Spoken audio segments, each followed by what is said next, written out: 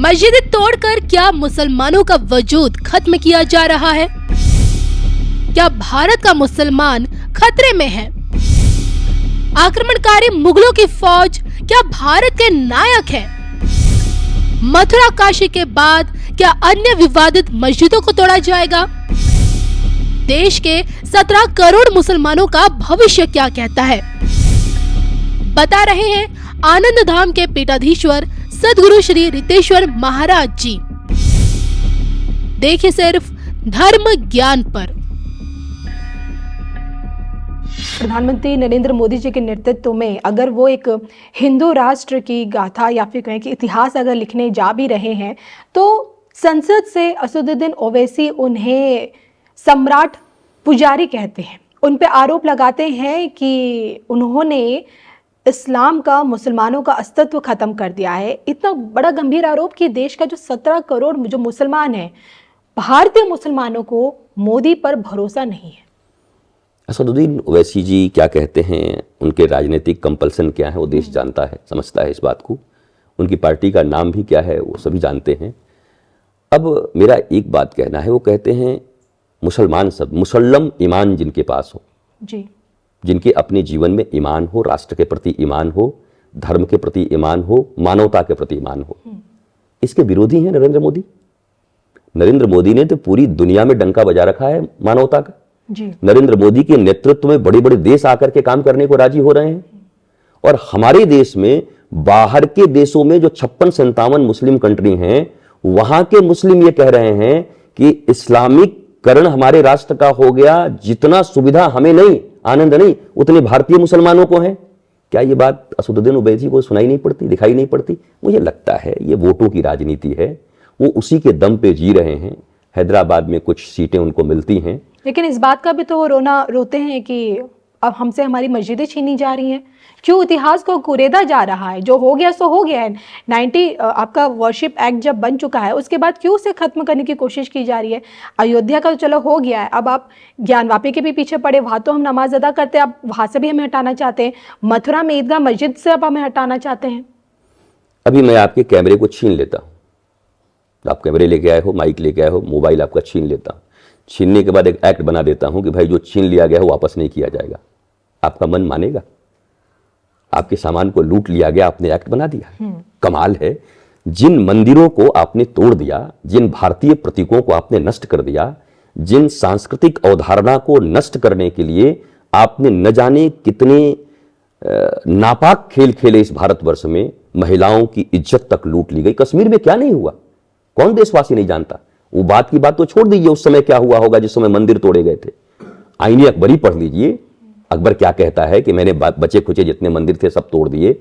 तो जो चीज भारतीयों से छीन लिया गया, आज जब भारतीय कानून के माध्यम से 496 साल के बाद इतना धैर्य सनातन संस्कृति और हिंदू धर्म छोड़ के हो कहां सकता है? इतने धैर्य से इंतजार किया, सुप्रीम कोर्ट के आदेश के बाद वो मंदिर हमने बनाया, उसके बाद वो कह रहे हैं कि मस्जिद तोड़ दिया गया। कमाल है। ये वही लोग हैं जो 145 करोड़ भारतीयों के बीच में भेदभाव पैदा करना चाहते हैं। मैं भी ऐसे हजारों लाखों मुसलमान को जानता हूं जो प्रसन्न हैं, खुश हैं, हमारे साथ दीपक भी जलाए हैं वो, कि आनंद आ गया। बाबर हमारा कौन? वीर अब्दुल हमीद हमारे हो सकते हैं जिन्होंने पाकिस्तान के छक्के छोड़ा दिए थे टैंक के माध्यम में। हमारे एपीजे अब्दुल कलाम आजाद हो सकते हैं जो मिसाइल मैन है हमारे भारत के। आप वृंदावन में हो, यहीं गोकुल में रसखान है जो कृष्ण भक्ति की ध्वजा को लेकर के चलते थे। ये वही वृंदावन है जहां ताज बेगम आई थी, जो जा रही थी मक्का मदीना, पर जब भगवान का दर्शन हुआ तो देख करके बोली कि मेरे खुदा का दर्शन तो मुझे अब यही हो गया, मुझे मक्का मदीना जाने की जरूरत नहीं। मैं इस संस्कृति की बात कर रहा हूं। इस संस्कृति के जितने भी मुस्लिम भाई बहन हैं वो सब आनंदित हैं, आह्लादित हैं। वो देश तोड़क, देश विध्वंसक लोग हैं, उनकी बातें अब सुनी नहीं जाएंगी। राष्ट्र की अस्मिता जग गई है। 145 करोड़ भारतीय अपना राह देख रहे हैं। मुट्ठी भर लोग कुछ हैं जो दुनिया में हर जगह होते हैं। सतयुग में भी हिरण्यकश्यपु, हिरण्याक्ष थे जी। त्रेता में भी रावण था, द्वापर में भी कंस था, तो आज क्यों नहीं होंगे? जब उस समय में थे, आदमी कहते हैं सतयुग आ जाए, सतयुग में नहीं था हिरण्याक्ष।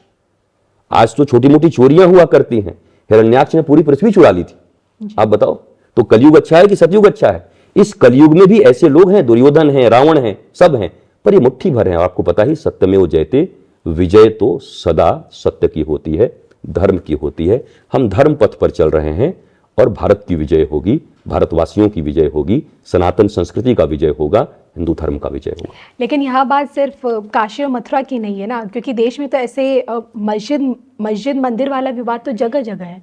तो क्या देश की सारी मस्जिदों में को तोड़कर वहाँ पुनः भव्य मंदिर के निर्माण करवाना जाना क्या सही है? देखिए, मैं अयोध्या में था तो एक जर्मन टीवी के पत्रकार हमसे हमारा इंटरव्यू ले रहे थे, और बहुत श्रेष्ठ वहाँ की जर्मन की बड़ी टीवी है। तो पूछ रहे थे कि एक बात बताइए, हमारे जर्मनी के बच्चे भी ये जानते हैं कि जब वेटिकन सिटी का नाम आता है तो हम समझते हैं क्रिश्चियनिटी की बात हो रही है जी।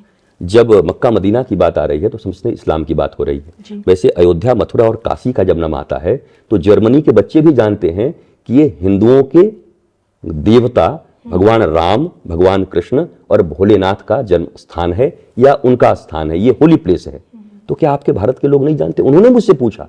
मैं बोला जानते तो सब हैं। देखो, सोए हुए व्यक्ति को जगाने का उपाय है, पर जो सोने का नाटक कर रहा है, जगा हुआ है, उसको आप कैसे जगाओगे? वो नहीं जगेगा। जानते सभी हैं, पर विवाद उनके मन में है, वो संवाद करना नहीं चाहते। वरना कौन नहीं चाहता अयोध्या श्री राम का, मथुरा श्री कृष्ण का, काशी बम बम भोलेनाथ का? ये भी पूछने की बात है।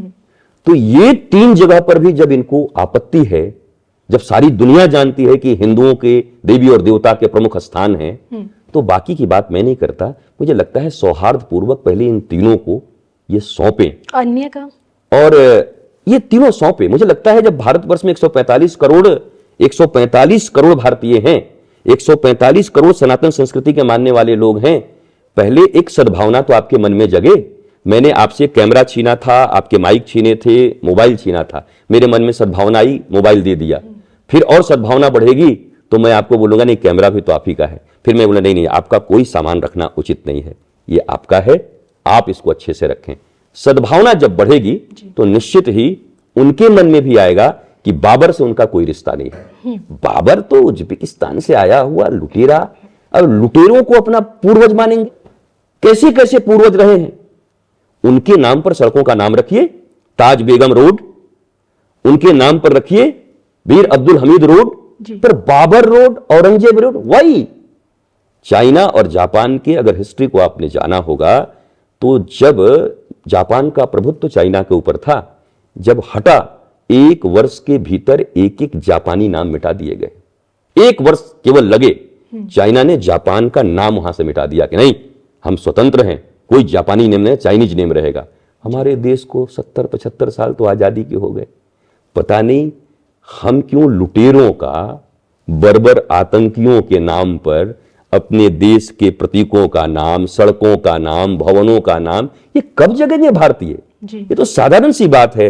मैं हिंदू मुसलमान की बात फिर नहीं करता, मैं कह रहा हूं वीर अब्दुल हमीद के नाम पर रखो वीर अब्दुल हमीद मार्ग। याद आएगा क्या? बोला भैया पाकिस्तान को जिन्होंने छक्के छोड़ाए थे वो वीर अब्दुल हमीद हमारे देश के। ये नहीं रखते, बाबर रखते हो, औरंगजेब रखते हो। ये तो सरासर बेईमानी है मुझे लगता है। और मुसलमान बेईमानी नहीं कर सकता, पक्का मुसलमान, क्योंकि मुसल्लम ईमान, उनके पास ईमान है। जिनके पास ईमान नहीं होगा वही ये लोग बोलते हैं और वो लोग ऐसी बातें करते हैं।